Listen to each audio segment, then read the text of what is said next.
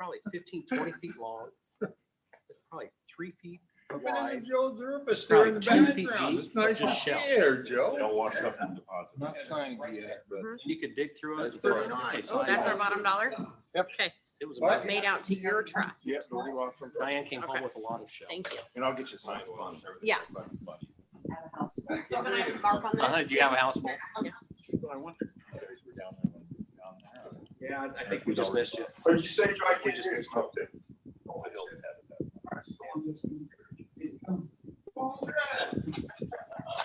Yeah, it's pretty good about them.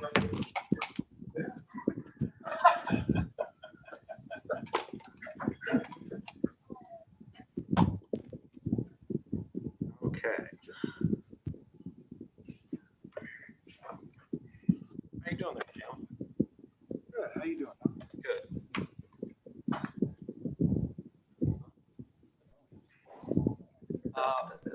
Mr. Lester, I think, yes. Background noise. It's him. I'm mute. There you go.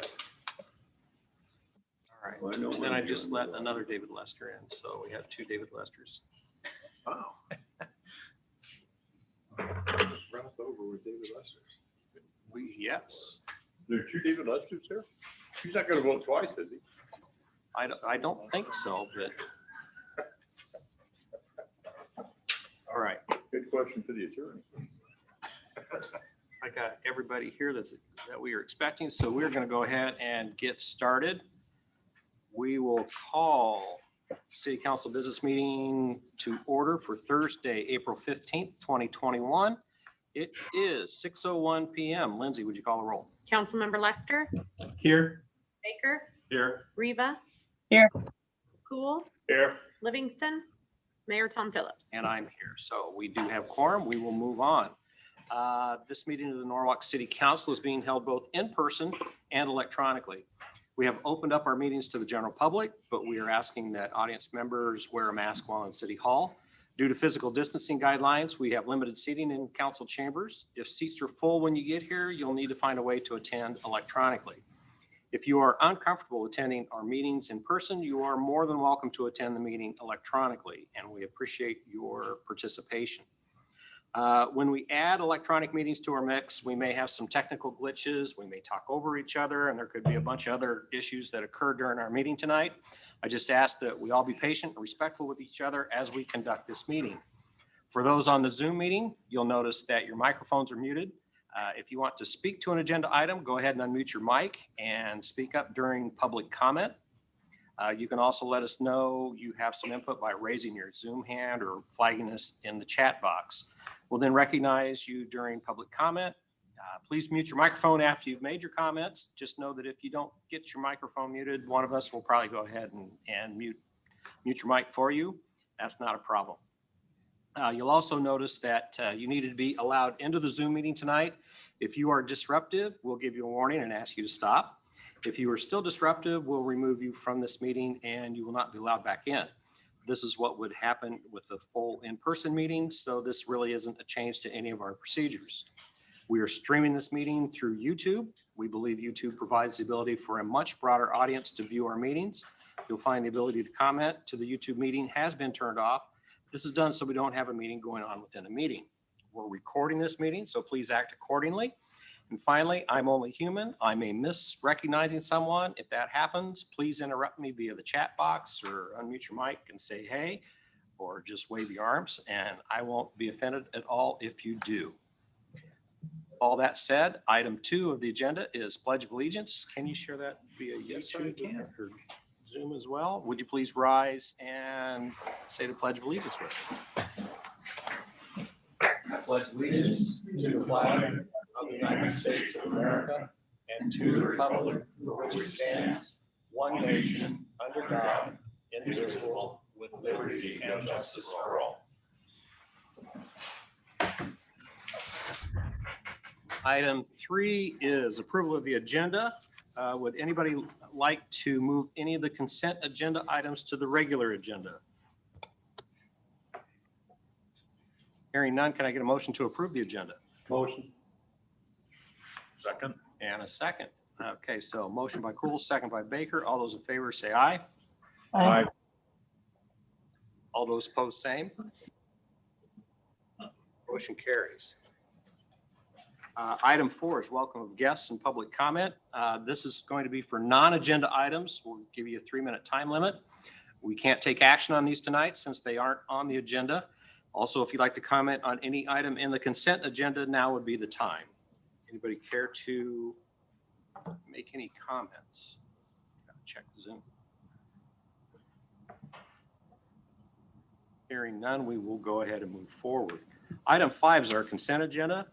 On the consent agenda tonight, we have approved the April 1st, 2021 minutes of the regular city council meeting, have expenditures, tax abatements. We have a Norwalk Chamber of Commerce special event application for Run Norwalk 5K event for May 8th, 2021. It's good to see that coming back. Resolution approving transfers from economic development and the Plumbers Bonds Trust Fund. We have a resolution ordering construction of certain public improvements for West North Avenue Rehabilitation HMA Resurfacing Phase 2 project, approving the preliminary plans and fixing a date for hearing, May 20th, 2021 thereon, and taking bids therefore. I love the official language. Item G, resolution setting May 6th, 2021 for a public hearing regarding a rezoning request for 1400 Sunset Drive to establish an infill PUD. We have a resolution setting May 6th, 2021 for a public hearing related to accessory dwelling units. We have a resolution approving the name of the parkland dedicated to the city within Moyer Run development. We have a resolution approving the name of the parkland dedicated to the city within Blooming Heights South development. Have monthly reports and correspondence. Can I get a motion? Motion. Second. All right, motion by Cool, second by Reba. Lindsay, would you call a roll? Councilmember Reba, Yes. Cool, Yes. Lester, Yes. Baker. Yes. All right, motion carries. Item 6, we have old and new business for consideration, discussion, and possible action. Item A is a second reading of an ordinance amending the zoning ordinance of the city of Norwalk, Iowa to regulate temporary sales. This is a second reading to approve the ordinance to regulate temporary sales in the city of Norwalk. Luke Paris, do you have anything to add? I don't have anything to add on the report itself. I did, Mayor, note earlier that we've got a couple of our vendors that wanted to participate in the meeting that weren't able to make it onto some of our past meetings. So they may have some comments they want to make, but I do not. All right, go for it. Who wants to go first? I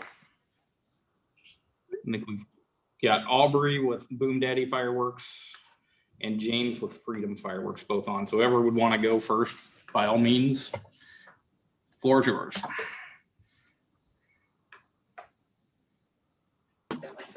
Yeah, I would just was looking at. I know I talked to Luke about the different setbacks, and basically that was just from the road. Is that correct?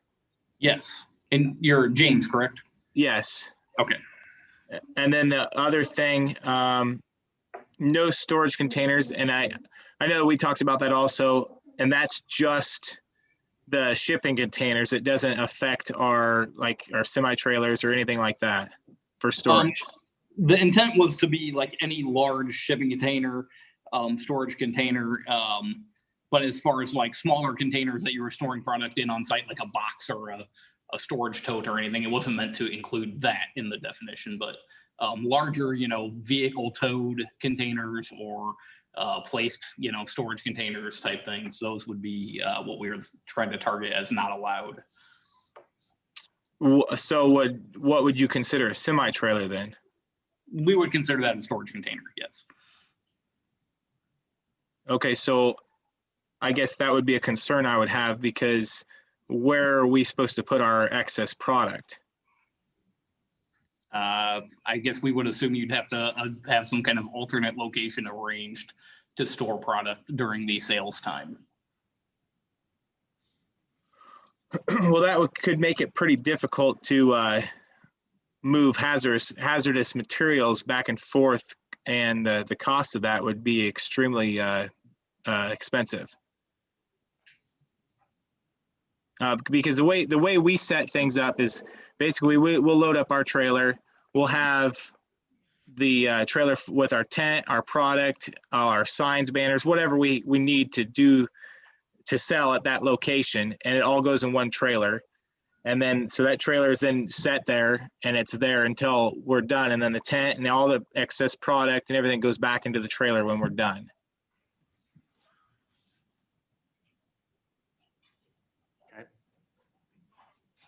So that would be I think that would be a big concern that I would have if we could somehow figure out something to work with that.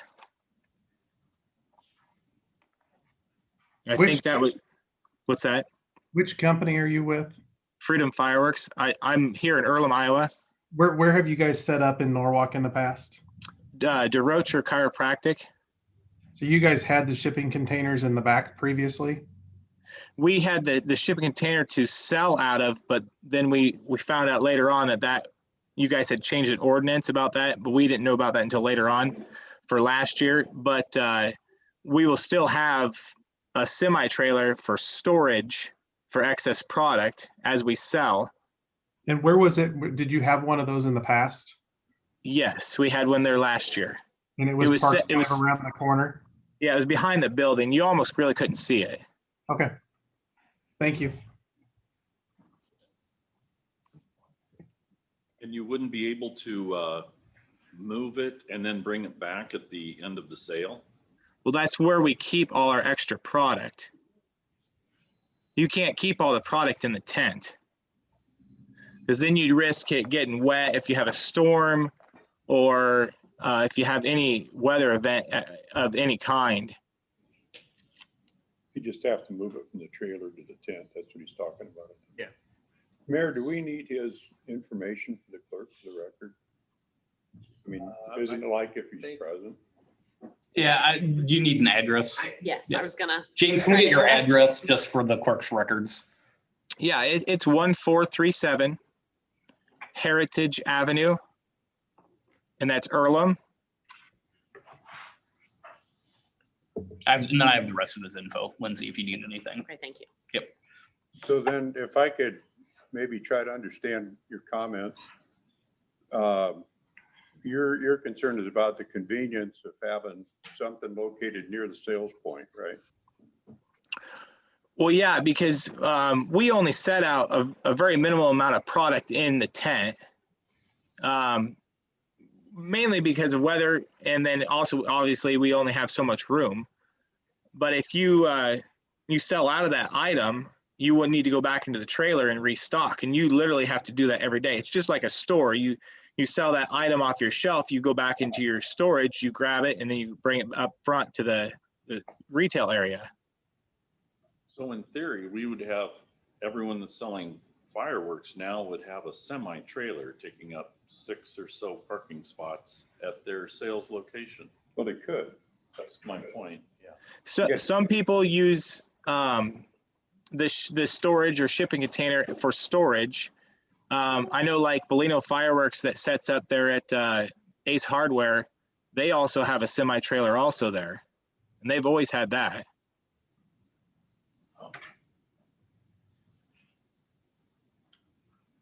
So the question for him is, where's the location approved for him to keep the semi-trailer at? Right? For storage. Or they'll need to bring product in if they need it. Yeah, they would have to transport it from the trailer to the tent once a day or whatever Right. they needed. Hold on, bud.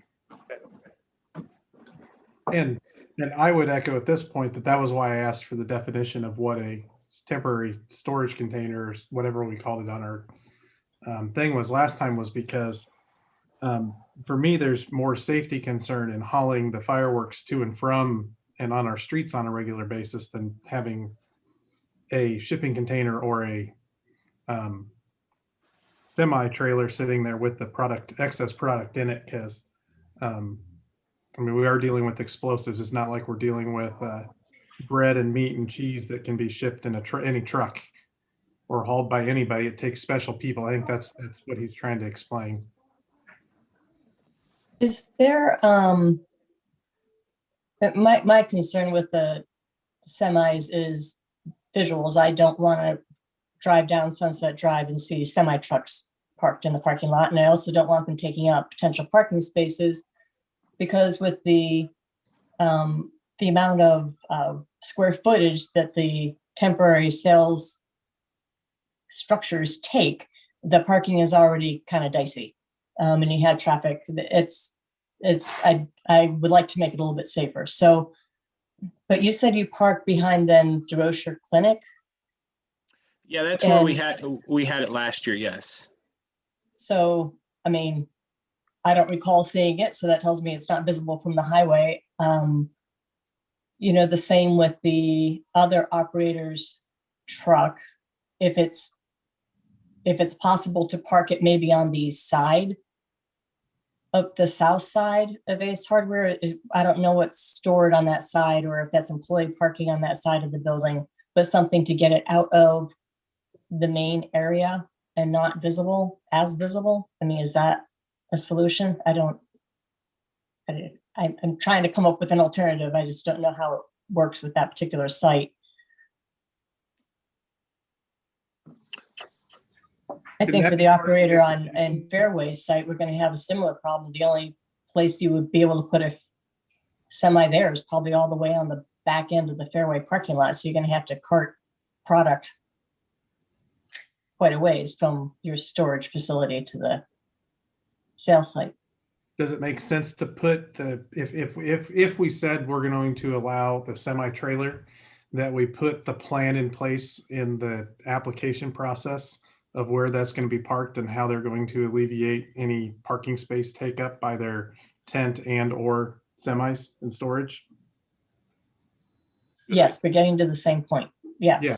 It's a different way to say. Solve it. And if it doesn't work, then that doesn't get to happen. I guess like at the Fairway one, I would tell you, I don't know that there's enough parking stalls there for them to store a semi. I mean, I don't know that you guys at Freedom Fireworks could fit up there at Fairway at this point.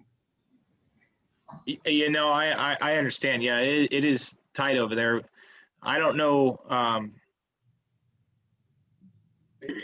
don't know that location that well, because I've never set up over there, so I don't know the ins and outs of it. But And your guys' semi was parked back behind the building, not in a parking spot, correct? It was kind of up against the curb. correct. Whereas there's a grass area back there. I'm trying to remember. I remember looking at it last year, but Yeah, we were way in the back, is up against the curb as far as we could get it. Obviously, we have to abide by state rules and the National Fireworks Association rules and regulations with that. So we have to be so many feet from buildings and different things like that. So those have to be into play also. yep. That would be my solution, is that in this, it was a concern of mine last time. It's still a concern of mine. I like the allowing the semi trailer to be there, but I want them to present their plan in place as to how they're going to handle it. Well, I think the two things that concerned us in that regard were adequate parking, so any kind of infringement on the parking. And then the other thing was the appearance of some of the stuff that was there, right? So I don't know how you work that into a criteria on approval or disapproval. I assume we could do that. Could we do that, Jim? Well, we require a site plan for the permit, don't we, Liz? Yes. We could probably make part of the site plan requirement for any type of temporary sales is, keep in mind, this is just fireworks, this is any type of temporary sales. Right. Because, we've had that issue with other than fireworks. So I want to make sure that our discussion is, it's not just pointed towards fireworks. But that being said, I imagine the site plan could ask for the location, that has to include the location of where any out of the tent storage or temporary storage would be, and it would be limited to that spot. So we could have an understanding in that, or a statement in that somewhere that, our concerns are adequate parking, right? Yeah, and we've already got that in there. And then the other thing is, I think we're concerned about appearance and how how it looks, right? Yeah, I think you could include traffic congestion and parking. Right now, we do have a parking a factor Yeah. already included in there that's not gonna adversely impact. Luke, can you, parking. I just emailed you.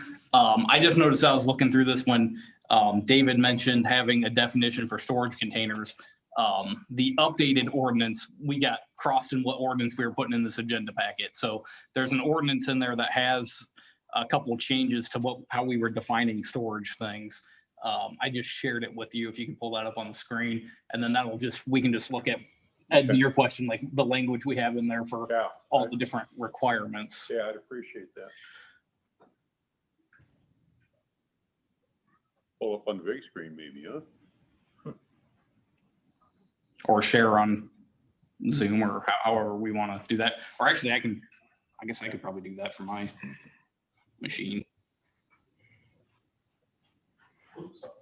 Yeah, looks like I just have to share the right I screen. can say, I'll end up messing it up if I try to do something. So if you go to page 3. So just to run through all these, we're adding a definition for temporary sales and temporary sales tent. We're making that change about flea markets and stuff, just to clarify what we mean by temporary sale. Scroll down a little bit more. Then we've got this temporary sales section .41 of the zoning ordinance. So we're saying that they need a permit. They can only have the sales occur from a sales tent. Current property owner needs to consent.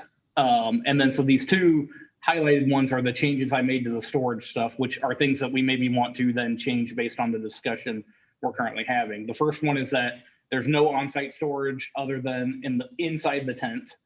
And then this defines the containers better. Shipping containers, trailers, vehicles, and other enclosures are not allowed for storage within the sales tent.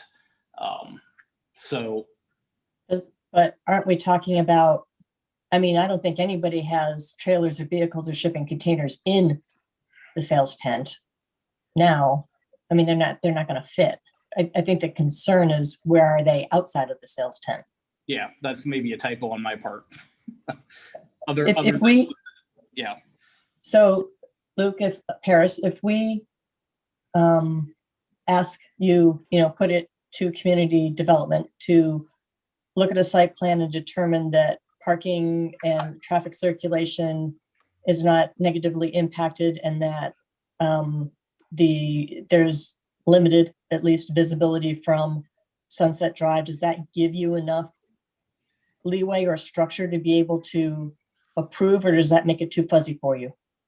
I mean, it's fuzzy, but I don't know that there's any way other than to make it fuzzy because I also don't want to things.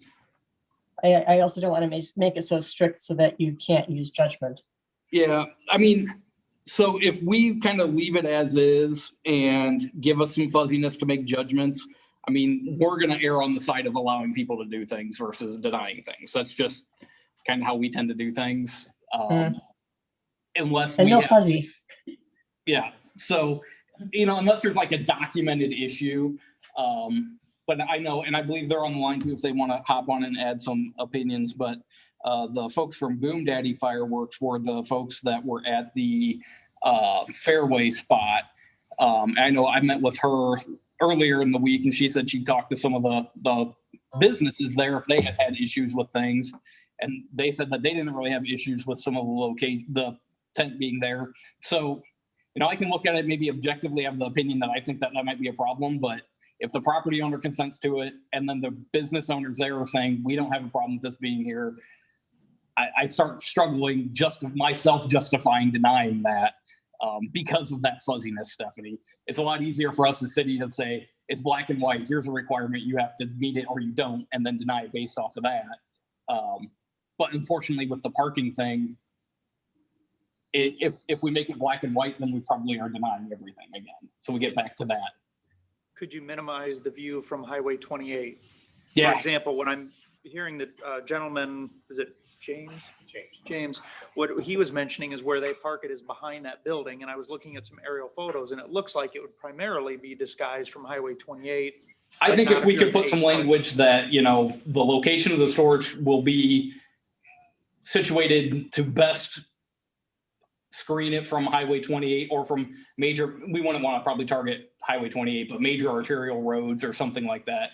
We could probably write that, and that would give us a lot less fuzziness to say, you know, look, we don't want you to put this like on the parking that's right next to Highway 28, but you do the one behind your Osher, you put it back on the side of Ace or in the fairway spot, you know, maybe they can locate a trailer back, like kind of on the grass lot, you know, that's kind of back behind the car wash, you know, then, okay, now we're kind of pushing those things back out of the way and maybe that's a better scenario. Yeah, I would think that we could then on the site plan have them show where the temporary storage is gonna be. Yep. So there's an, you know, there's some flexibility. We know ahead of time what it's gonna be.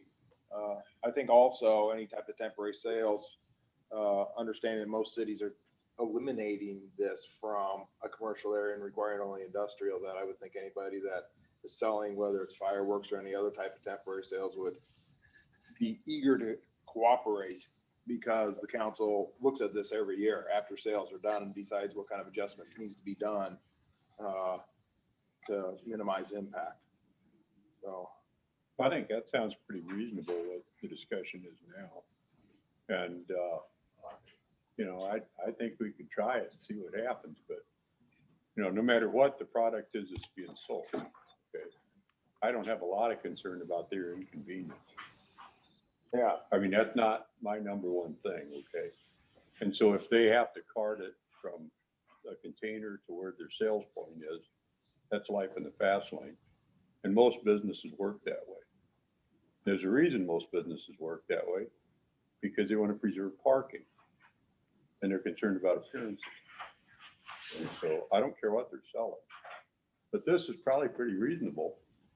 And it gives a compromise between the two sides. Maybe we can accomplish what we're after.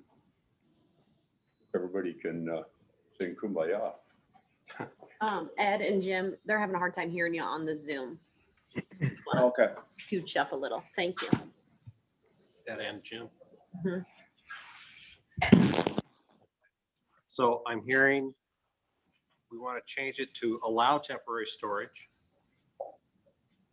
And then we will show where the temporary storage will be on the site plan, and we need to prevent the view of the storage containers from major arterial streets. Yeah, so we're gonna want to delete this bullet here Right. that says no on-site storage, so that'll go away.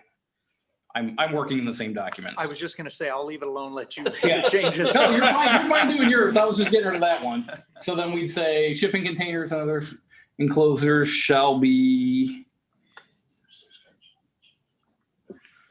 located in a manner to, and then we'll just use that language you've got there, Luke.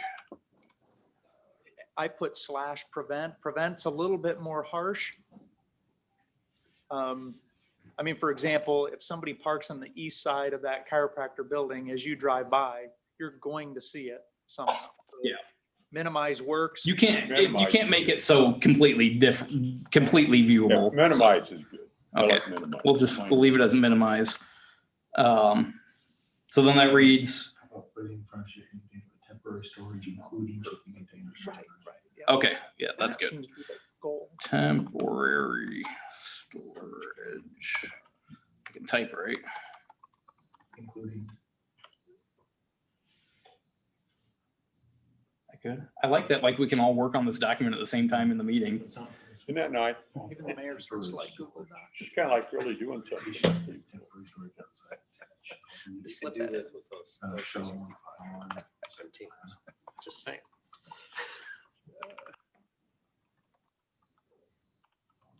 We want to include shipping containers. Site plan submitted.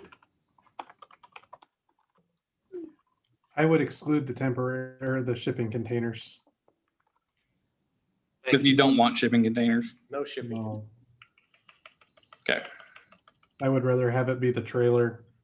Because even Bolino's, the tent partially covered theirs up or mostly covered theirs up, that you only really saw it when you were by the tent. True. What do you want That's to the add one that now, takes- Jim? It wasn't really a tent though, it was a pop-up.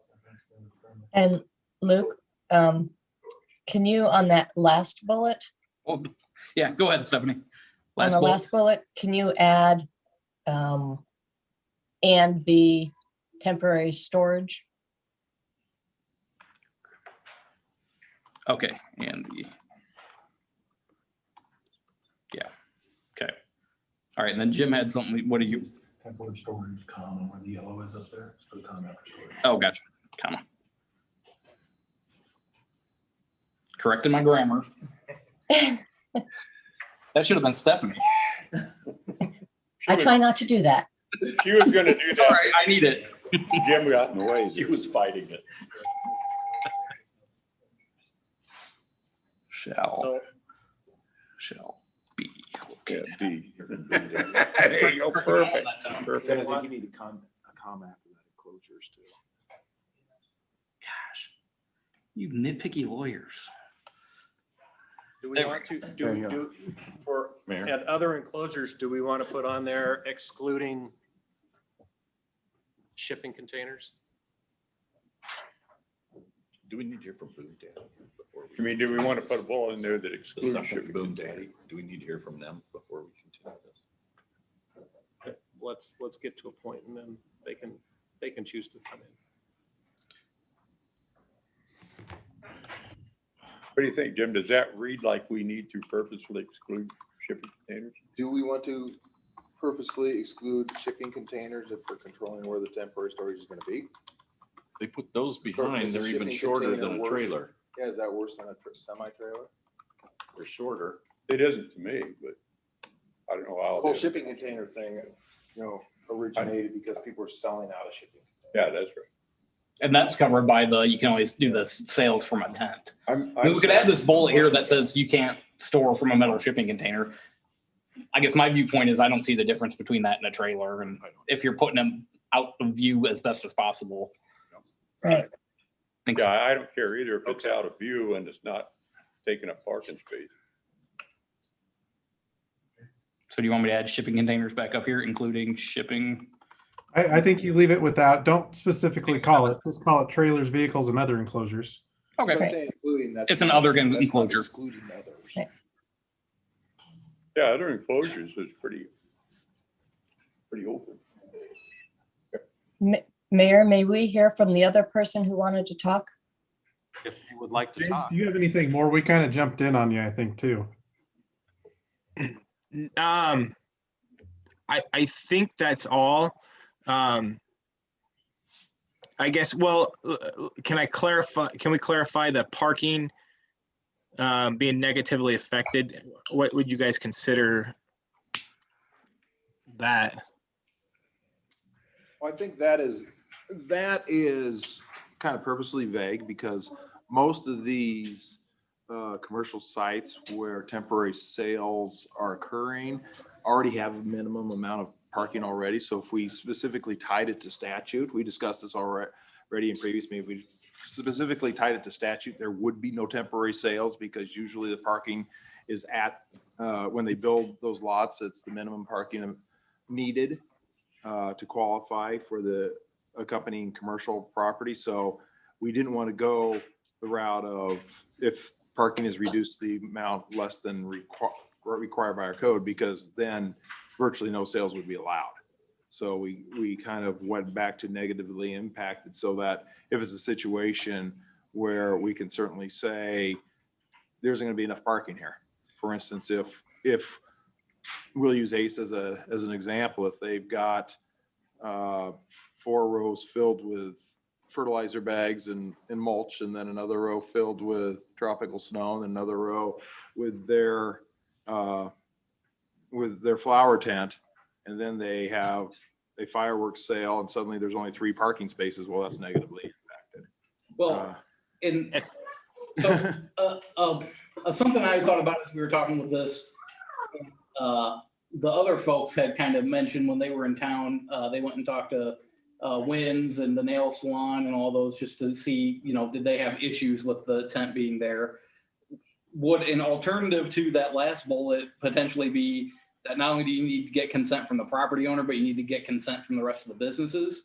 And then, I mean, to that point, if Ace is okay with only having 3 stalls for their business, like, do you let Ace do that? Is that a decision that they privately get to make? Or do we as the city say, no, we're going to make that decision for you and say you can't do this? Because that impacts Dollar General and DeRocher. Yeah. But if Dollar General signed off on it and said, yeah, we're fine with it there too, then their business is making that decision and they get at least a I think control in it's a what happens. combination of all the above, because where we come into it is really more of a safety thing. Okay. So we've got an interest in there irrespective of that. I'm just trying to remove that's all right. fuzziness if I can not have any fuzziness. in But the it's thing, a I'll good be- idea to be able to have the comments of the businesses that are directly affected, right? That's a good idea. That's a good idea. But if you do that, if you do a block party, you gotta go around to all your neighbors and say, hey, you're gonna mind the music, right? Very true.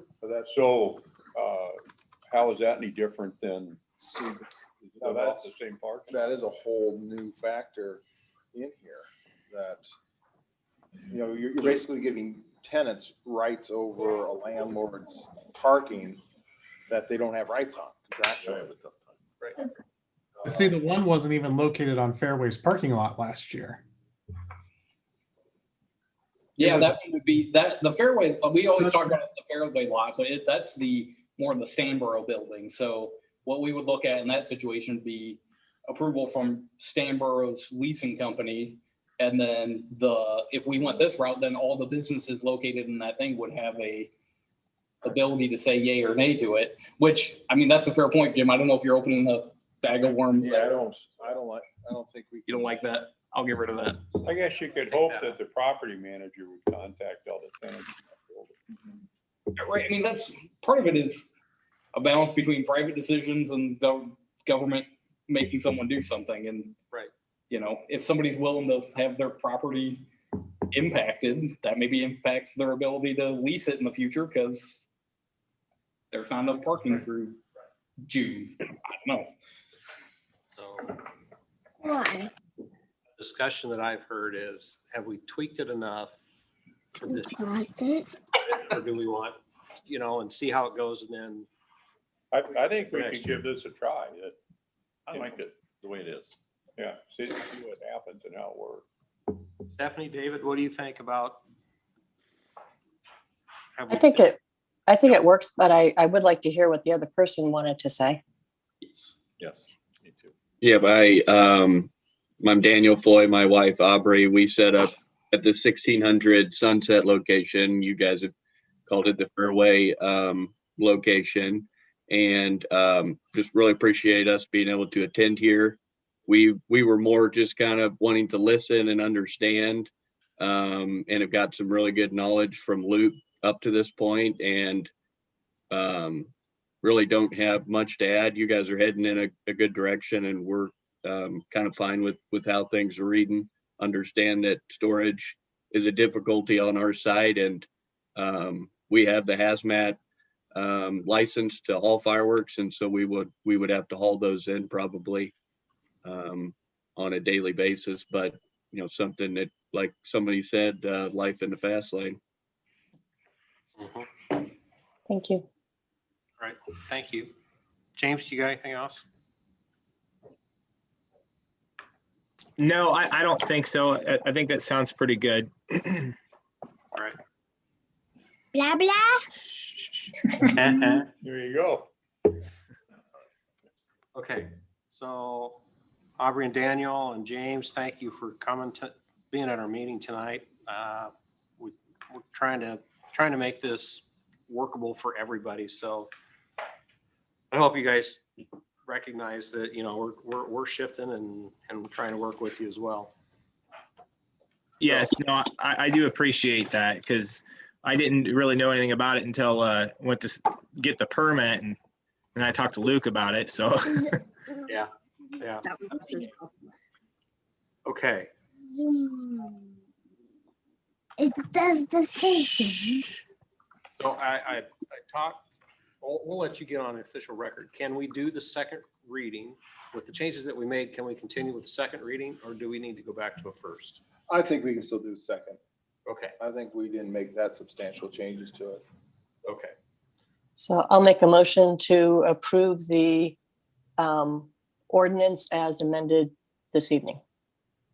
Excellent. I would second that. Okay, so, Baker and I would second that. okay. So I got a motion from Reva. I got second from Baker Cool. Lindsay, would you call a roll? Councilmember Cool, Yeah. Lester, Yes. Baker, Yes. Reva. Yes. All right, that motion carries.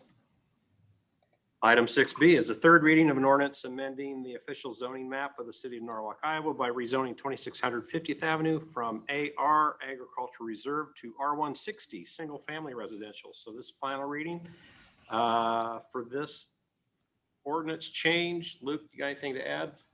Nothing new to add. Okay, any discussion, comments from council or public comment? Hearing none, can I get a motion to approve the final reading of the ordinances detailed on page 3 of the item in the council packet? Motion. Second. All right. Motion by Cool, second by Reva. Any further discussion? Hearing none, Lindsay, would you call a roll? Councilmember Lester, Yes. Baker, Yes. Reva, Yes. Cool. Yes. All right, motion carries. Item C is a resolution approving the Norwalk Low to Moderate Income Rehabilitation Assistance Pilot Program policy. So Luke Paris and his team have been working hard at creating a pilot assistance program for low to moderate income rehabilitation of homes in Norwalk. Luke, I'll let you take it from here. Yeah, thank you. Wanted to get this back before you all just so we can put it to bed and move forward with some stuff. Again, it's a pretty general policy as far as like what the actual requirements, regulations would be. It's more setting in motion the idea that we want to do this.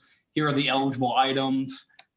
It's going to be a 5-year forgivable loan, but a lot of those details will need to be hashed out in separate agreements with whoever the project applicant would be that will bring back forward to the council for approval when we actually have some projects that we're wanting to move through the program. As far as doling out of dollars, Jim and I have talked through that, and I think the concept that we've settled on would be they have to go out and get a contractor, and then we're going to give those dollars at the end of that project. So I don't know. At some point, I think that contractor is probably going to be party to that agreement so that they have some surety that the city's going to pay them for the work done. But those are all kind of those detail things or things that we're in this process wanting to hash out when we get those agreements put together for a project, rather than trying to figure them out kind of all ahead of time. Just a couple other things. I know there was a lot of back and forth amongst council members on kind of where we wanted to go with the final stuff. So I believe I've encapsulated kind of what the majority decision was on most of this. Trying to target things more at repair rather than improvements. Being a little more specific on some of what the drywall work would be, so that it's not just somebody remodeling their house, but there's actually like necessary drywall work that needs to be done. And then we've removed energy efficient appliances was a section of eligible items. We've removed that. So that kind of hits on the main things. Happy to take any questions. Questions from council, discussion? So the thrust of this then is to help to facilitate lower moderate income people be able to do maintenance. Correct. To be able to have a proper, adequate place to live in our community. Right? Yes. So it's a way to resolve deteriorating residents.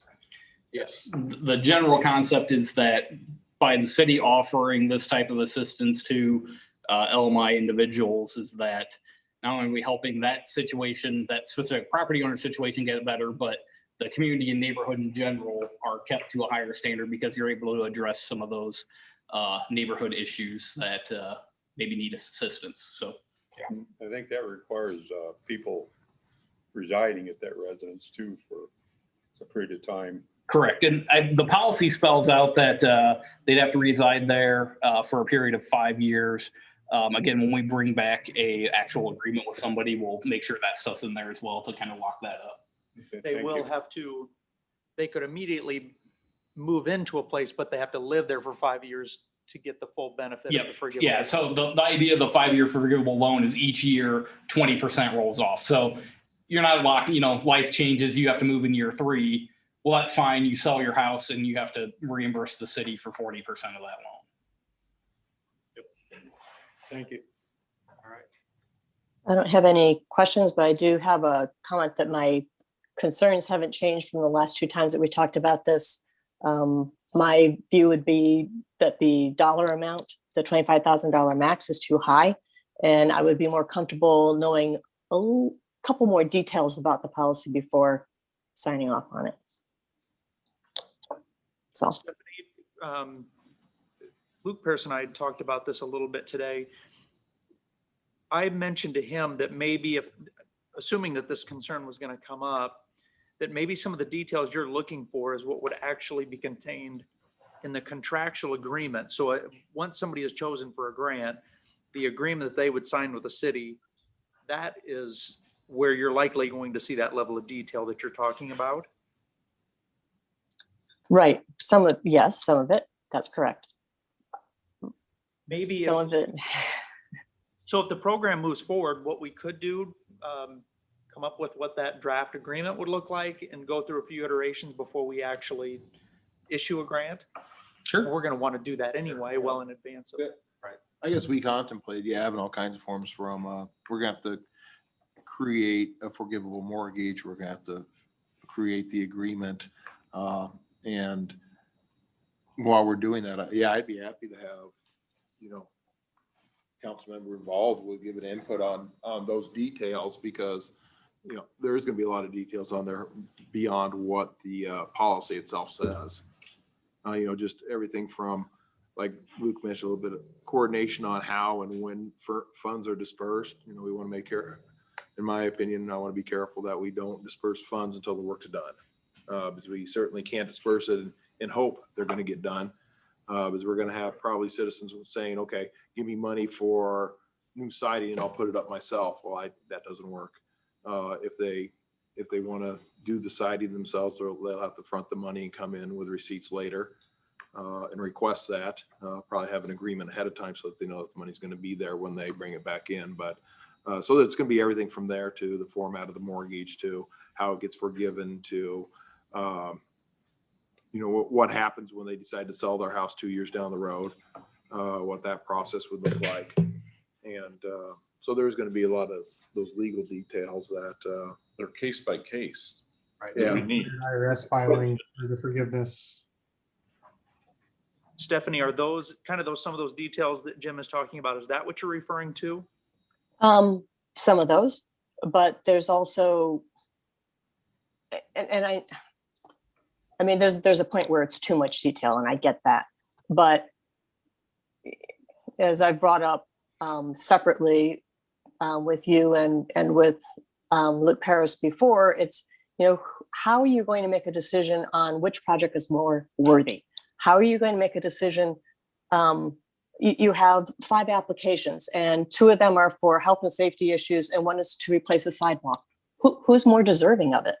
And how are you going to pick what materials? Maybe somebody wants to use, cement board, but there's only so much money to go around. 3 people want to do siding. I mean, how is all that going to work? I don't want to put staff in a position where they have to be the bad guy, I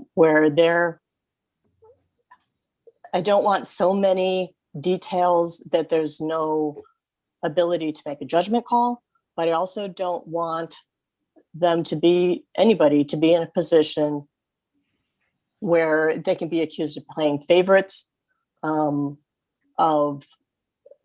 it make sense to award $25,000 for one project that is using, really top tier materials, where it could have funded 3 smaller projects using very good quality materials, just a different type.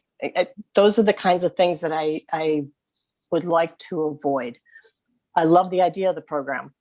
I think it's a great use of LMI funds. For the pilot especially, I would like the dollar amount to be smaller. I think that the homes that we are talking about and the repairs that are needed on those homes is not going to be that big. I mean, $25,000 on a typical home, say in the Founders District, would pay for a lot. I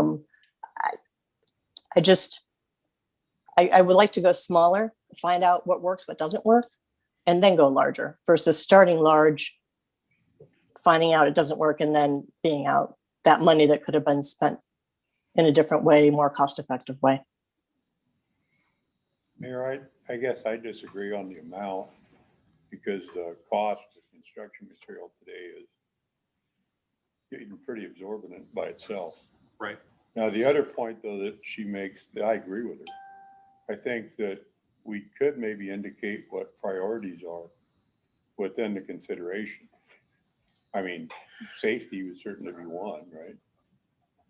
And whatever the council members think should have priority as a guide for the committee as they go through and do their evaluation.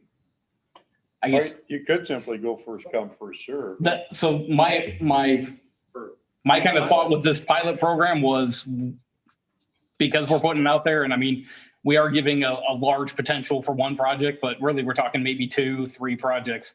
The thought was first to the table, get something. So, I mean, I agree 100% with Stephanie. Like, I don't want to be put in the position of picking, is this guy's better than that guy's, you know? So if we ever got to that point where we had enough, I mean, we'd have to develop some kind of scoring criteria that was justifiable and run it through all that. Mhm. I don't know that the intent wasn't necessarily to get that far with it. It was try to get something out the door to see how it kind of goes. And then, you know, maybe it is needed to put something together that's more technically evaluated. Right. As a pilot. Yep. So, and then I don't know how to address the potential. I mean, I agree with everything that Stephanie said. I agree with. I'm not sure how to address I want to do a cement board and get reimbursed a lot of money versus would vinyl be fine? I don't know. I don't know how you address that if somebody wants to do that. You know, in one respect, you could limit the materials, but I mean, on the other side, cement board's a lot better product than vinyl, and it's going to look a lot better a lot longer on that house. So, you know, And I'm not advocating that we require somebody to always use the cheapest available. That's not where I'm going with this. That's not the answer. So just want to make sure that that's clear. If there's some way you could define builder's grade materials versus premium materials, then authorize, if people want the premium materials and they have the difference in cash, that we would be willing to pay what the builder's grade cost was. In some respect, maybe the amount that you set it at, back to Stephanie's comment of 25,000 is maybe too much, that would control that, right? If you were at 10,000 and somebody wanted to put $30,000 of cement board on it, well, then we're only coming to the table with. I think you would do that just by appropriate building materials for the house. I mean, that becomes abundantly clear. You're not going to put a tile roof on a $100,000 home. That makes no sense. Why your tiled roof that costs $100,000 is the value of your home. That's a wild example. But I think it'll become clear the people don't want to spend extra. If all of the neighborhood has vinyl or whatever, you know, they may not want to do that. I think it'll become clear. And the other thing that maybe controls some of that is the idea that we're not paying city funds until the project's done. So are they going to have the ability to go out and get $30,000 worth of cement board installed And before we step up and get it done? If we use the term appropriate building materials, we can question it at the time. Are you sure you need this? A gold toilet in this house? Just does not make sense. Right. And that's what I'm looking for. That appropriate building materials would be perfect. All right, how about builder's grade comment? I could see builder's grade wording. I could see wording maybe, materials used similar to those other materials used in, Or whatever. In the neighborhood. Yeah. Right. Right. So it's things like that I would prefer to be defined before I support this. It's not, my objection is not to the program theory, the concept. I mean, I'm for that. It's the little things I think are going to trip us up. If we, on the top sentence that's on the screen right now is the beginning of the eligible repairs section. Do we add a sentence in there that says eligible items shall be of builder grade and just kind of leave it? Builder grade and I don't know, and of similar quality or character of the what's being replaced then in character, in keeping with the neighborhood or? Yeah, so that Something can like language, that. something like that. Leaving it vague. Wordsmith that, Luke. Wordsmith that. I'll do that. Jim, Leaving leaving it vague gives us more leeway too. Just say. Right. And you're, Yeah. we're covered. Okay, we can definitely add something in there. I would do it right now, but that one's not a Word document, so I can't. It's not on the screen anyway. Oh, God, it's on, yeah. That's our leader's fault. Drop the ball. Okay, so would you like Luke to take this back, make the wording change? And then bring it back, or do you want to just amend it here tonight and move forward? I am indifferent with that because I still don't want the dollar amount. It's not going to change my opinion. I'm in line with Stephanie on the dollar amount. I think that 25 was too high, and I said that last time too. And everybody said, well, it's just a pilot program. 25 is where we should go for the pilot program. And I struggled with it then. Where do you feel is a good dollar amount? What dollar amount would I work with? I think 15. That would cover siding and windows on a house. On just knowing how much it costs, that would cover siding and windows. Replacement on a house in that in the neighborhood we've been discussing. It would cover the roof and maybe some windows. I mean, it 15 to me covers what we're looking for. But David, a lot of these houses need siding, windows, and roof. But do you have to do it all at the same time? Well, lumber's. I mean, you could do part of the project one year and they can apply for the next project the next year. Can we compromise at 20? I originally thought 20 was a good number for this. You guys go with 20, is that okay? I'd be more inclined to support Dave's 15 because we talked about that last time. 15 was pretty consistent with what I think Luke had found on all the Metro wide, that grid he had of the Metro wide ones. If I remember right, 15 was, a lot of them were 10. Yeah. Wasn't, I think a lot of them were 10 and there were a handful that were 20 or 22 or something, but I don't think there were. I think the ones that were 10 were pretty old though. Yeah, from just Literally, lumber's from the staff perspective, like, I mean, there wasn't a lot of buy-in that like 25 was the right number that we had to have this set at. It was, we wanted to have 50 for the program. We wanted to do 2 to 3. Let's set it at 25, knowing that we're probably not going to spend the max of that. So that probably gets us at a 3 project max. But I mean, 15 is, at some point, I think you just pick a number and go with it. And then we change it when we make the program more formal if we need to. As a pilot program, maybe go with 15 then and then later we could adjust. if our experience says no, it needs to be more, then we can change. Exactly. More. And it's probably easier to go up. Yeah, It is to lower. that's a good point. Exactly. That would make me happy. We're going to have to either compromise or delay this until there are 5 council members. That's the short of it. I think I would rather get it moving forward. I think it's an important program, and if we have to go to 15, I would be fine with that. How about if I make a motion on this subsequent to the changes we've discussed, right?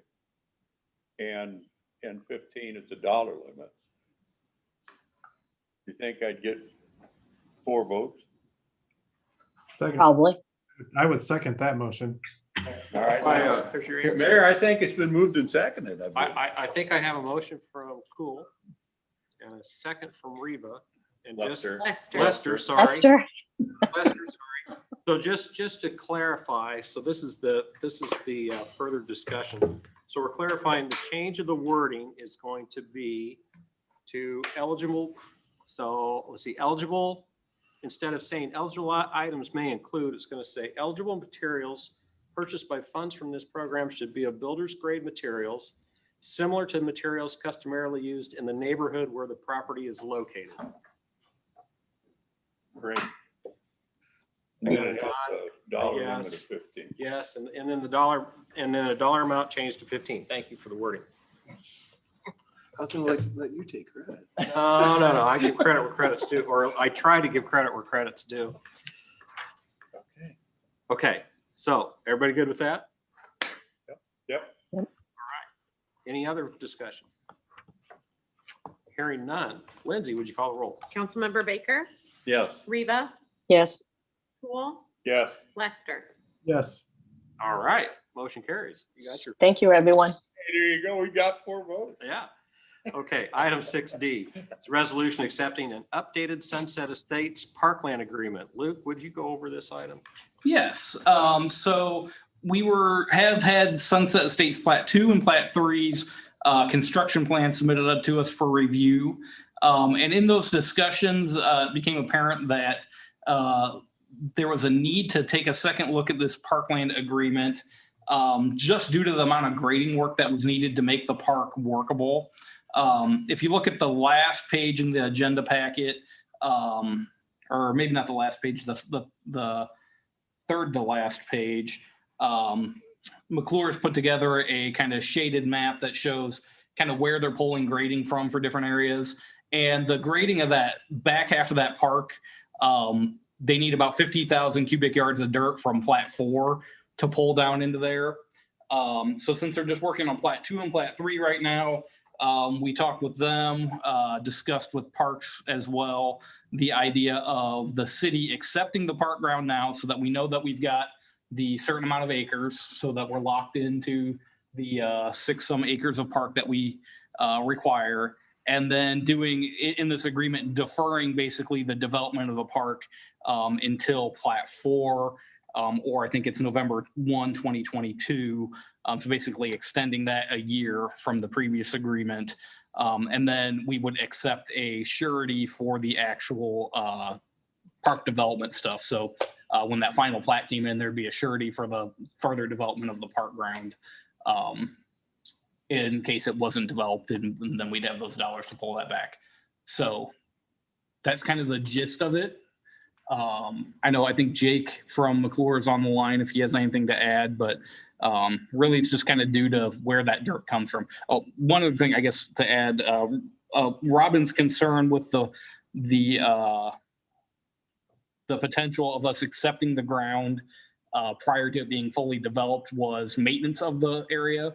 And Jeff Samborough, the owner, had mentioned that they would be willing to agree to maintenance of that area.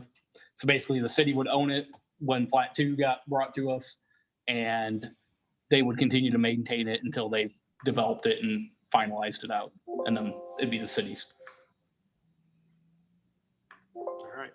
So, and like I said, Jake is on the line from McClure, the developer's engineer, if you have questions of him. Okay.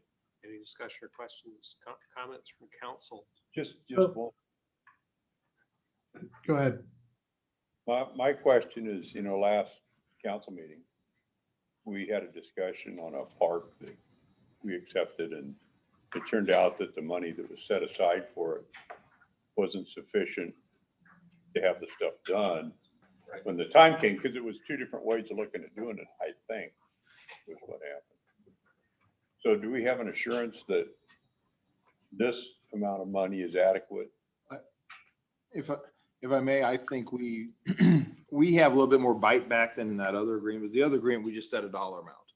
And, we still with this surety amount, we make sure that it is enough to cover those improvements.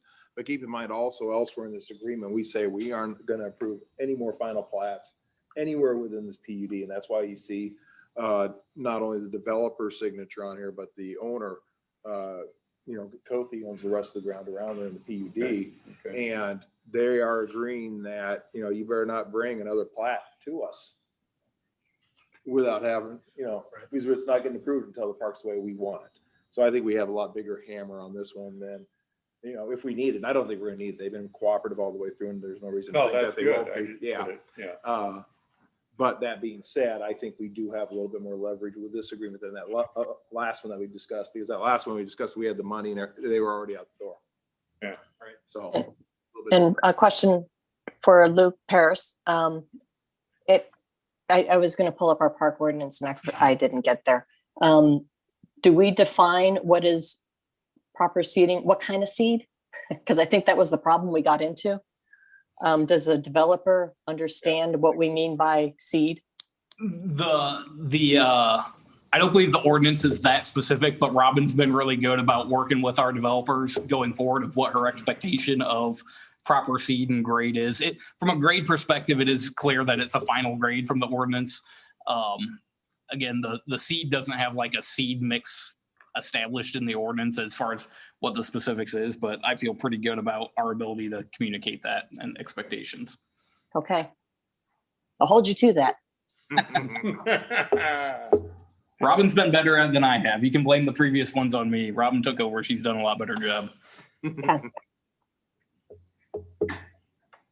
If you have a question, Stephanie asked the exact same question I was going to ask. Okay, great. David Lester, did you have something? So my question comes back to the original agreement we had in place was that this was how it was going to be.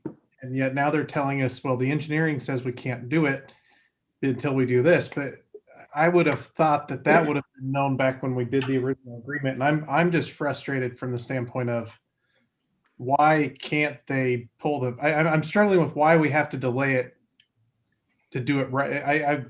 Why can't they do it right based on the original agreement? Why are they just now coming? I mean, it doesn't make sense to me that the agreement was made, they agreed to it, and now they're saying, no, wait a minute, we can't do it. And that was why we said we needed the parkland earlier. I think Jake can probably speak more to that. I think part of the issue is the different shares of ownership at the current time, with Cothey still owning some of the ground, but Jake, you can probably fill in more with that.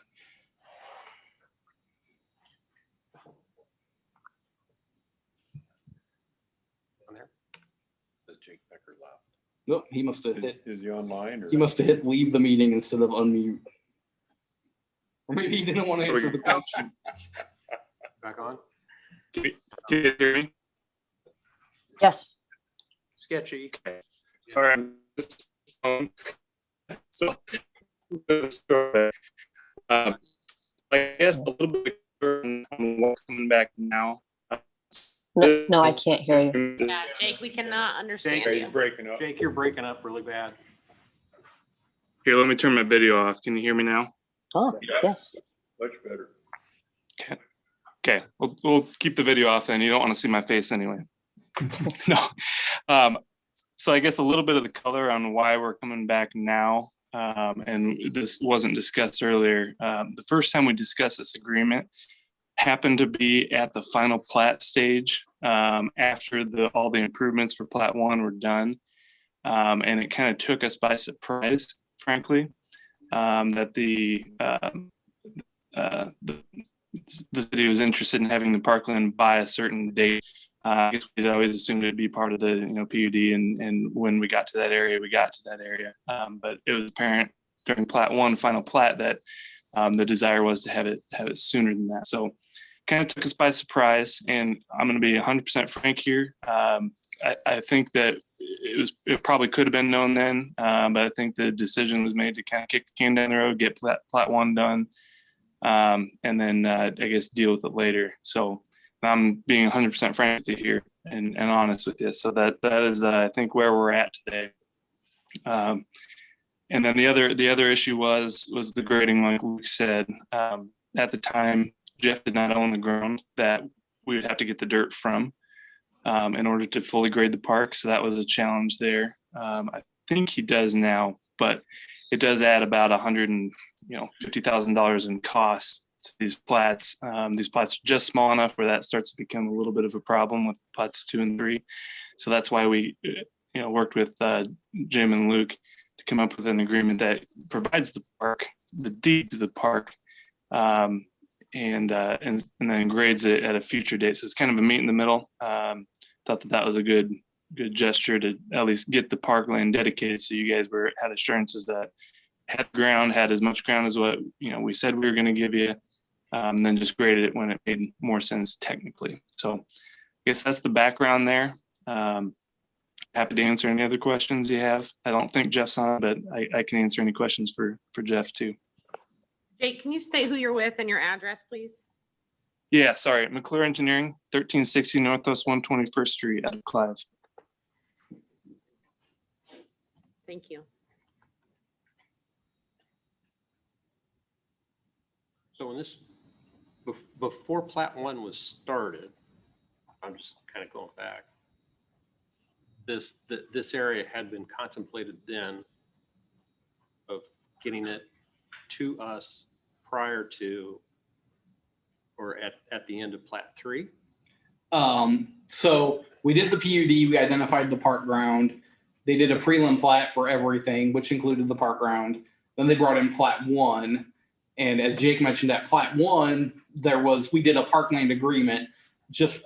We did a parkland agreement to just say, we want the park ground, you're obligated to do that. We've been doing that with everything. If we don't have the park ground with the plat, we want a separate parkland agreement. We then came back at the next meeting and modified that agreement again. And that timing was when we said, we want this to be at a certain time and with the next plat.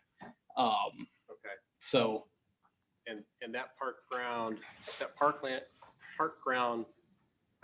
is cumulative for the entire development, all the plats, not just Plat 1, 2, and 3. Yes. Yep. And one of the reasons why we've done those parkland agreements and why at least I thought, and I kind of pushed for them to say, you need to give us something now rather than just kicking the can completely down the way, is we do the parkland agreements because we always want to make sure that we get the amount of ground that we said from the get-go. We don't want the PUD to just kind of chug along for 10 years and then it transacts to somebody else. And now all of a sudden they're like, why do I have to give you 6 acres? That's not fair. Yeah. Right. So we do these agreements so everybody knows you got to give us 6 acres. So the thought here was, well, let's get the ground. We'll have the 6 acres and we'll get a surety for the grading of it if we need to. But I think as Jim has mentioned, we have every understanding, and I think they have every intention on continuing this plat and this, we definitely want them to get into Plat 4 because then that starts making that connection up to High Road. So I think there's a lot of motivation on everybody's part to make sure that happens. So. Okay. I would just add, this is Robin Leeper, Park and Recreation Director. I guess I would just add also that I'm comfortable with this decision because currently Sunset Estates Parkland is not in the CIP budget for the year that they are going to dedicate that to us.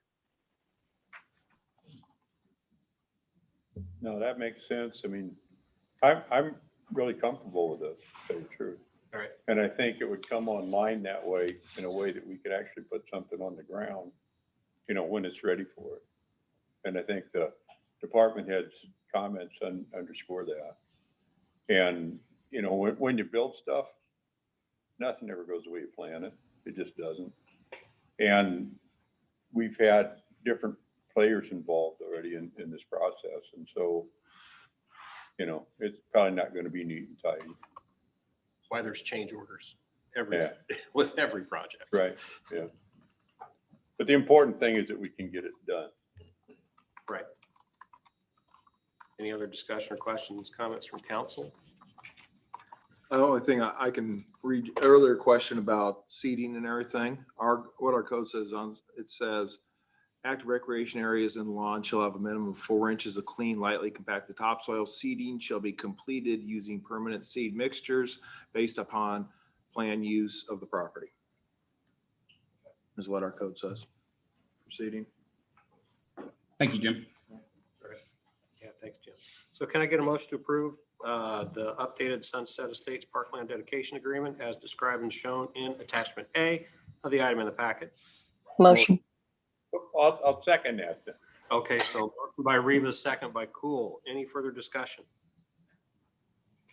Hearing none. Lindsay, would you call roll? Councilmember Reva, Yes. Cool, Yes. Lester, No. Baker. Yes. All right, motion carries. Item 7, we have council inquiries and staff updates. We'll start with Jim Doherty. You have an update on park conservation land status? Yes, the property that the city's looking at purchasing south of town, the ag ground, is scheduled to close tomorrow. Right. Everything's put together, documentation's put together. I do not have signed documents from the seller yet, but as I understand, he fully intends that. I got a settlement, I put together a settlement statement and closing documents and gave a copy of that to our city clerk, so we know how much the check that the city got to cut tomorrow, but it's ready to go. Hopefully 24 hours from now, the city will be proud new owner of some new ground south of town. Great. So do you have to do a walkthrough of the property like you do for a house? No, but I think that has been done anyway. I think Park and Rec staff has been down there several times looking at it, and they're pretty excited about it. Yeah. And I believe that Shelby has the press release ready to go for formal announcement and publication. Okay. Good. So you might just pop us a text, hand that check over, and we'll cut them loose. Okay, we'll do. Luke, will you send that press release to all of us council members as well when she sends it out? Absolutely, yes. I think there was talk about having some of our drone pilots take maybe a video of it with a drone at some point in time. Yeah, I don't know if Elliot's gotten down there to do that or not. Yeah, but We had lots of high That'd be a wind the good last deal. couple of weeks, so it's Yeah. been tricky to get out. Yeah, that'd be nice, and maybe if we could even somehow put that on our website. Yeah. Not to rain on the parade, but I think there's been some other discussion as far as holding back on the announcement based on ability to access the property. We don't necessarily want to announce that we have this parkland down there when there's no way to get onto the park. To use it or to go out there. So I think we've discussed a little bit about. Okay. Yeah, but I think we can have an announcement. We talked about that department heads this week. We can have an announcement that we're purchasing, and it's going to be a future park ground. And, Yes. it'll help us with perhaps future easements that we're going to need for infrastructure, but also be a great park feature in the future for the city, and the city is going to have to basically figure out access before public access can get there. Kind of raining on the parade there. Kind of. A little bit. That's a good point, though. We want to make sure we don't have crowds showing up expecting to go hiking on the new park and have it not Yeah. be for them to use. Yeah, they might be trying to sunbathe at the North River or That's something. right. You never know. We have to set appropriate expectations on access. There you go. Right. That's right, Mary. Yes. You got anything else, Jim? Nope, that's it. All right. Luke Paris, do you have an update on nuisance procedures? Yes, I just want to let you all know, back when we did our 2018 community survey, our kind of fourth high priority area was code enforcement things. And so kind of since that point in time, some of the things that we've done with that were kind of transition one of our staff people into more of a formal code enforcement person. We had some staff turnover on that, but now we've got Benji's our code enforcement officer. He's been on a little bit and kind of got his feet under him, so we feel good about that. So this summer, we're going to kind of change up a little bit about how we do some nuisance things. So a couple things that hopefully you'll see out on Facebook is we're working with Shelby on just some notice things about like mowing and keeping your property decent and that kind of stuff. So just trying to get some of that notice stuff out there of like, hey, it's mowing season. Make sure you mow your lawn. Don't mow it out onto the street. That type of stuff. I think we've already had one of those go out. And then in addition to that, two other things that will kind of be rolling out is one, right now we take more of almost exclusively a reactive complaint-based approach on things. So we've kind of worked to kind of identify in the past some of our frequent flyers, as we've called them, and try and be a little more overt in some of those instances where we know that we're going to need to. So that'll be a bit of a change. So just wanted to let you all know of that because you get communications with residents and stuff. So if they notice a change in how we do some of those things. And then lastly, with our new permit software that you all approved, we're in the middle of implementing that. And it has a whole code enforcement module that's associated with it. So we can do lots of things as far as actually reporting of it. And then our tracking of, was it passed or did it not? And then going forward, that's going to be a good resource for us to identify the most common types of violations. So we can then try to target how do we get more information out about those. It'll also help us target areas of town or other areas that we need to maybe focus more on if it's more of a location-based thing. So that software, I think, is going to be a big tool for us going forward in how we address that as well. Sounds very good. So I got a question for you on that. Yeah. So I know my sidewalk is in bad shape. We won't drive by And your so- house. And so, well, I am being proactive on this. So Okay. I called the other Right. day to get an estimate on mud jacking it to level it out. Okay.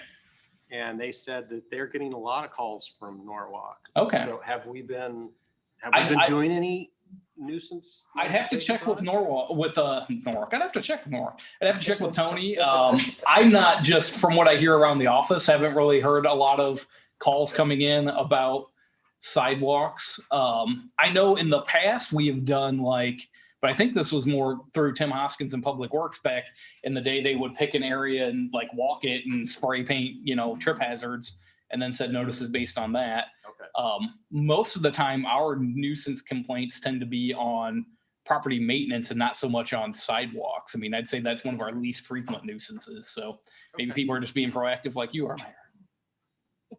Let's hope so. Let's hope so. Yeah. Let's hope so. It's a little more expensive than I thought it was going to be to mud jack that thing. Thinking I could replace the whole thing. Anyway, you got any other items? I do not. Okay. Luke Nelson. Yes, we had a call with Des Moines Waterworks today. They did a presentation. They're looking at the future capacity of their water system. And it gave a lot of details about all the research, when they're going to have to do certain improvements to keep up with the capacity needs of the whole metro area. The good sign is our region, the metro in general, is growing. We're just one part of that, but the whole metro is growing significantly, but it means they're going to have to make some significant improvements.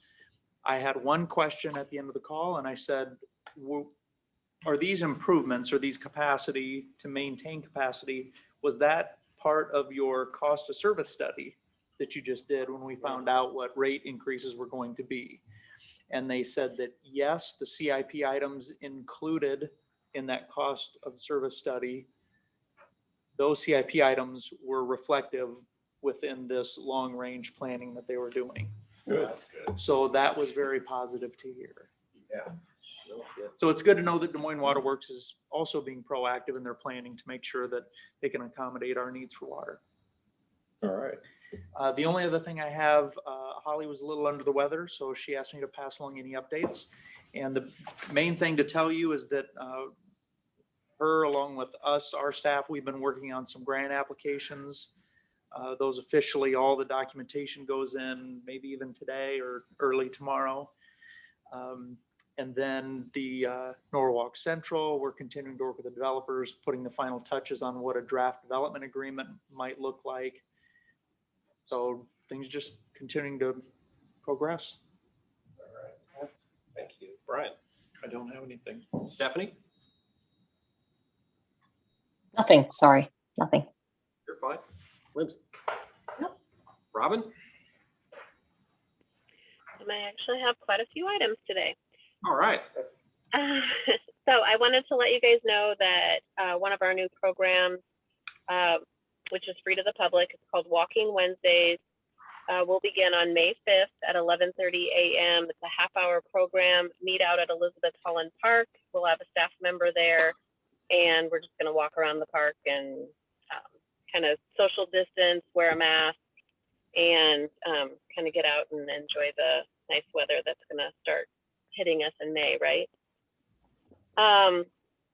Brownie Park, we have a new installation. 515 Woodworking built us a directional sign. So it's a large wooden post with directional plaque attached to that post. And the directional plaque, there's one for each of our parks. And it points in the direction that the park is from Brownie Park, and also lists like the distance to that park from Brownie Park. So that's kind of a cool piece that's up towards the front on Cherry Parkway. May 28th, the Aquatic Center will open. That's the day that kids get out of school.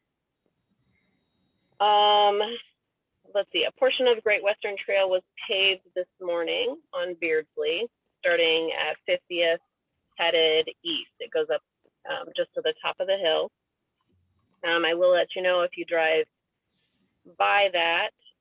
It does look like the trail.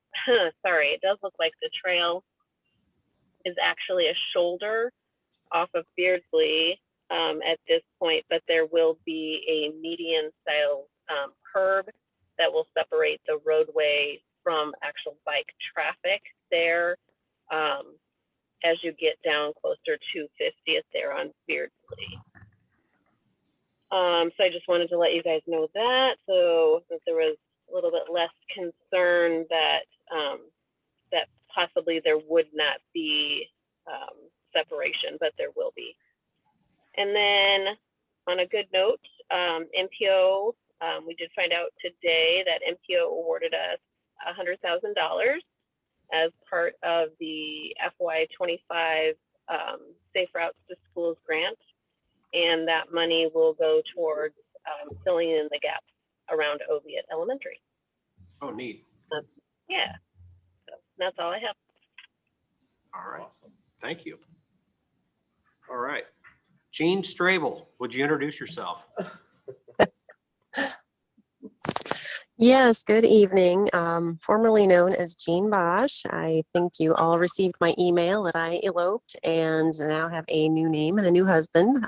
So now you'll see things from me as Jean Strable.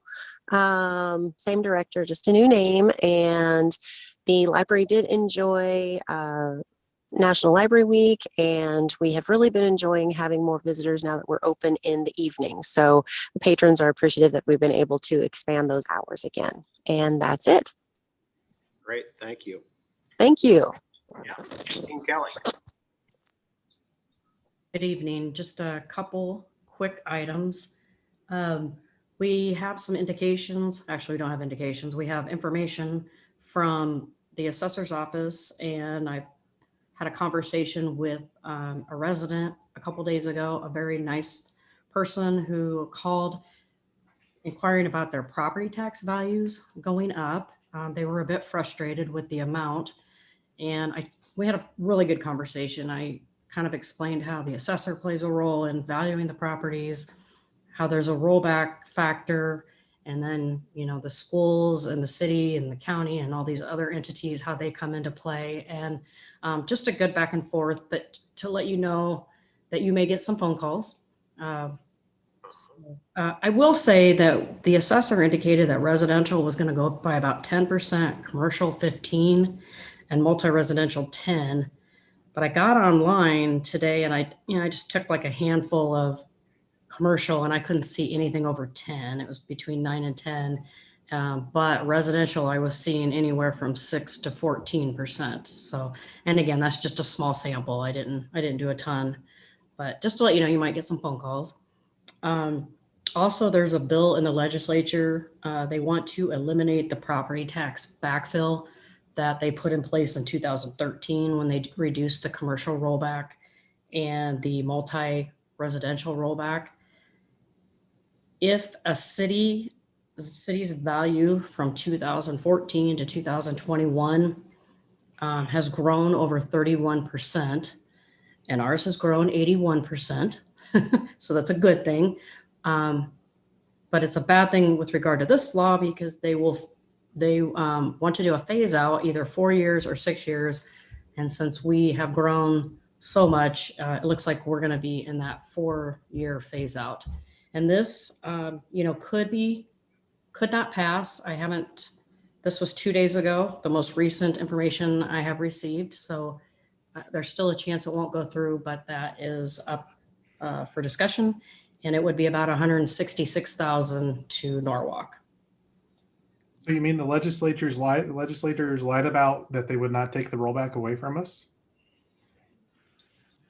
Exactly. That was a joke, just so y'all know. So that, Hey, I got it. I got it. So that's in the Senate now, right? Yes. Okay, so Senator Garrett would be the point of conversation, probably. Yes. Yeah.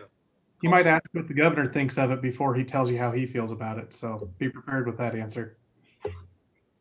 Sorry, side comment. No problem.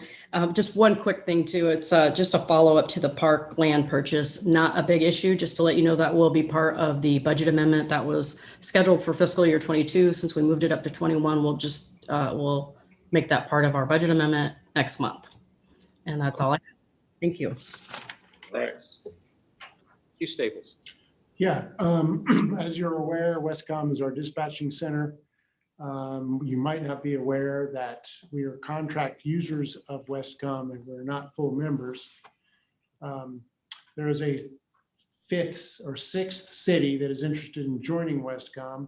And as a result of that, the 2080 agreement that we participate in is being revised. And in that revision, we have made the case that Norwalk has been participating long enough that we should be considered as full members and owners of the equipment at Westcom. And from that discussion, Luke and Matt McQuillan, the city manager from Clive, and Gene Kelly have spent a lot of time crunching numbers and determined that we were a little bit short in the amount of money we had given them over the years as users. But we also learned that we never officially gave Westcom ownership of the equipment we installed on the radio tower in 2012 when we joined Westcom. And the value of that equipment, which Westcom uses and services, we just bought it and put it on the water tower and they've maintained it. Value of that equipment came out to about $300,000. And with that equipment, we are considered to have paid enough in to Westcom to become full members. So in the next month or two, you'll see a revised 2080 agreement and an agreement to transfer ownership of the radio equipment on the water tower to Westcom officially.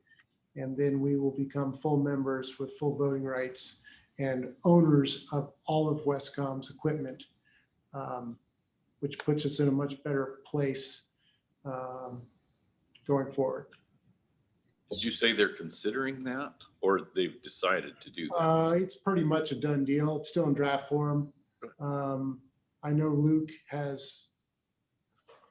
me, and Gene have all agreed that the language meets our needs.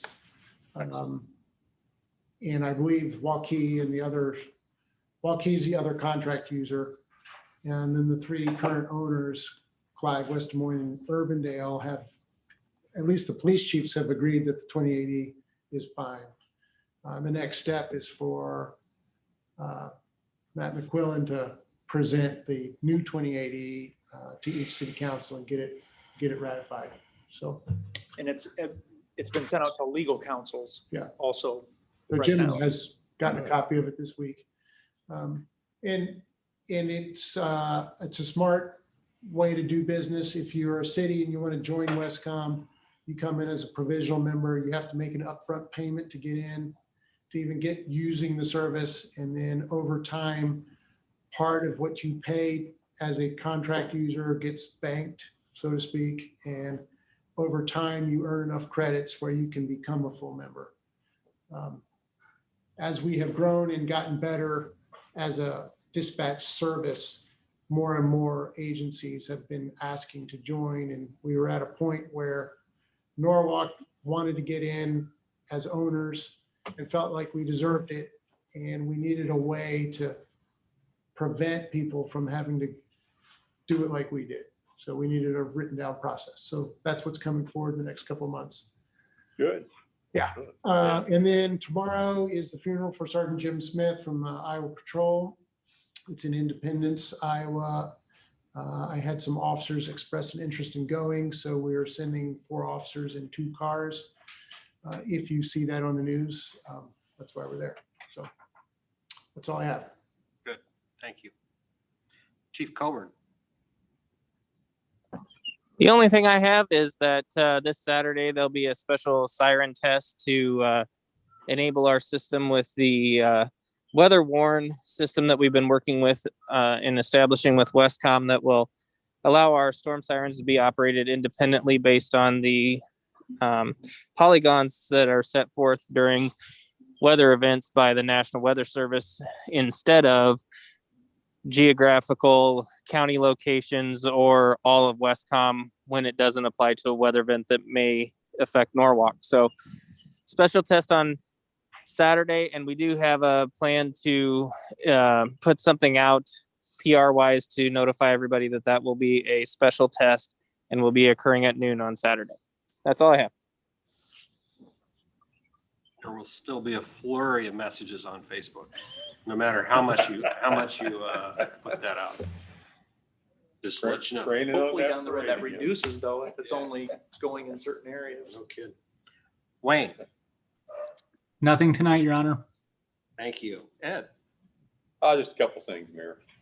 I had concerns about the new park trail going in. I think I shared those with you. And the park director has addressed part of that, you know.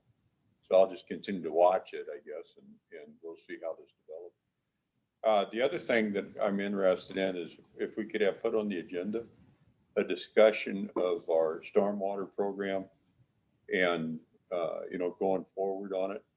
What I'd like to do is get comments and thoughts from all the other council members, maybe some input from the staff, you know, to kind of put it together. And what kind of brought it to a head for me in a way, the need to move along is, you know, recently we had discussions and concerns about some of the construction sites and even the bike path itself. And I think it'd be helpful to the city to be able to craft it and get it into motion and have a mechanism for us to deal with just a variety of things. I had a nice discussion with the staff the other day, in fact, and was able to get some pretty good input. But I think a community-wide look, not just city property, but what happens on private property, and trying to develop a manner to be able to appropriately deal with each of those things, you know, to be effective. And I mean, there's a lot there, and I guess I would urge the council members to, you know, consider this and to think about it, and what would be the smartest way to move forward. And it's certainly a requirement for us by the state, but something that we would want to do anyway. So do you think you could have something discussed by May 20th, or do you want to do June 17th as far as work session? Let's do this at a work session. Yep, I think either one of those we can make work. What's your criticality on this? You want to do it at May 20th or June 17th? Doesn't matter. Well, I mean, from where I'm sitting, the sooner the better would be a good deal. We can do something May 20th. That'd be great. Yep. Mayor, just, I think we have a stormwater committee, right? Do you want to leave them enough time to weigh in on whatever's going to be presented before it's presented? Yeah, I think it'd be good to get their input. I think that, Paris, do you think that Elliot could pull together that group in relatively short order and we could go over before the May 20th? I think so. Okay. Yeah. That's a good idea, Stephanie. That is a good idea. Yeah, thanks, Stephanie. Well, let's try to get it in there on May 20th, and then based on if the stormwater group getting together, if they can't do that before, then we'll do it June 17th. I would think with Zoom, I think you should. and it's a small group. Yeah. I don't think that's going to be an issue. Great. Thank you. Yep. Anything else? I won a Supreme Court case. You won a Supreme Court? Yeah, you're not going to believe this. But the other day, I had to call back in Nebraska. It was a death in the family back home, and visited with an attorney's firm. And by golly, the old county attorney had been looking for me for quite a few years. And so he called me today. Yeah. And he told me, I just wanted to let you know you won a Supreme Court case. He said, I've been wanting to tell you that. It was a OWI case, and it's kind of a novel case. But I won't go into that. But anyway, point was, I won a case and I didn't know about it for what, 15 years? 15 years. Anyway, thank you. So you charge somebody with OWI or the other way around? No, I charged somebody with OWI. That's what I thought, but I wanted to That's right. Yeah, I didn't want to leave innuendos hanging out there at the angle. I understand. Thank you. Oh, my goodness. David. I've got a question on, there's some big dirt equipment out at Wright Road and Orchard Hills. Are they starting some work back there? This is for staff. Right would be road, out of- would that be the ditch work they're doing for the DOT, Wayne? Oh, they're doing a bunch of ditch work along there right now. Is it This is clear up at the end of Mackinac Park at the end of the road. I think it's Valley View plat. I don't think Valley View hasn't. I would say I don't know how much stuff we've approved with them unless they're getting ready to bring a grading permit forward. I know I have seen a plat with names on, street names on it, because Ellie and I conversed about the way the names were laid out and how confusing it would be. Yeah, we've had a prelim plat go to P and Z, and then there were a couple things we wanted them to tweak on that. So that probably went to P and Z in late February, and so then they've gone back to tweak that stuff prior to it coming to council. So I So do we should think be what anticipating- David's talking about is on Highway 28, and No. it is ditch work. No. Not the Highway 28 one. This is clear up on the west side of Mackinac Park. I just was curious because I knew we hadn't seen and I thought there was still some Parkland issues with that development that we were going to hash out. So Yeah, I agree. I just was curious if staff knew. And they haven't been working. I've just seen large equipment getting moved in there and it's big dirt moving equipment. So Using it as a staging area for another project. Could be. maybe, I don't know. So just that's why I was asking. Robin, the speaking of Mackinac Park, that new parking lot is awesome. Thank you for pushing that through last year and getting us onto that. Yes, you're welcome. Good job to Tony Belizzi on engineering it too. It's awesome. Yeah, and it's still full. Even with that, we added parking spaces and it's still full out there. So it's kind of fun. Then my last thing is, I think over the next month and a half, you'll start seeing stuff on the agenda for the 4th of July. The 4th is on a Sunday. So they're doing, just so everybody knows on this level, on the 3rd of July, if you haven't seen it already, on the 3rd is going to be the parade, the park events, and then I don't know if they're doing anything more in the evening. They were discussing whether they would do something in the evening or not. I haven't heard. And then on the 4th, we would do the fireworks on the 4th of July, still at Mackinac. And then if it rains on the 3rd or 4th, or the 3rd and the 4th, 5th is the rain date for everything. Okay. That makes sense. So if it's raining on the 3rd, but not on the 4th, we'll still shoot on the 4th, but everything from the 3rd will move to the Monday, which is the legal holiday. So That sounds good. Good. That's another thing that's good to see come back Yeah. last year. Yeah. Yeah. So last night, the Mid-Iowa, I'm a member of the Mid-Iowa Association of Local Governments. It's a group of mayors that get together from the metro area. And their director, Debbie Durham, was there from the Iowa Economic Development Authority. And she was talking about a program called Creative Placemaking that they are going to try to start up to provide incentive dollars to develop. From what she described Norwalk Central just kind of almost to a T. So I had Holly's already contacted Debbie, and she's written back already and said it certainly meets the definition of creative placemaking. The governor's going to try to bring a new program focused around it next session. So hopefully our Norwalk Central project can qualify for some Iowa Economic Development Authority. Yeah, dollars that'd be along with sweet. That'd be pretty cool. That's all I had. I'll entertain a motion to adjourn. So motion. Second. All right, I got a motion second. All those in favor say aye. Aye. All opposed, same. We're adjourned, 7:44 PM. Thank you. Thank you. See you tomorrow.